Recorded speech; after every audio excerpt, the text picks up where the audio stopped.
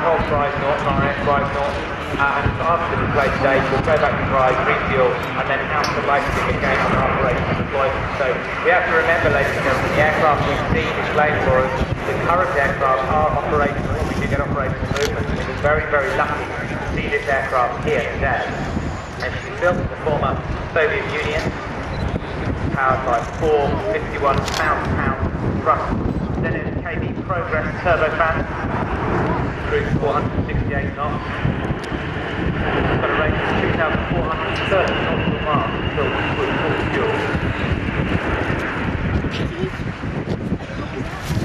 And a flight crew of 6, 2 pilots, 2 flight engineers, navigator and 2 communications officer.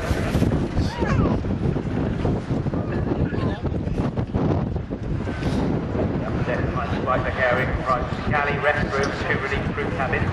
Upper deck area behind the wings accommodate up to 88 passengers. A main deck cargo compartment is designed to carry an extremely large range of bulky and oversized cargo. It is 12 ISO standard containers. In fact, if you look out straight ahead, ladies and gentlemen, you can see a massive container on the airfield. They are the largest aircraft before the arrival of the Antonov AN-225. It was stretched to 6-engine derivative.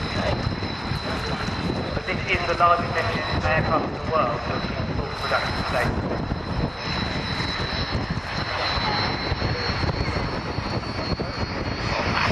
Really slow there, got a flat out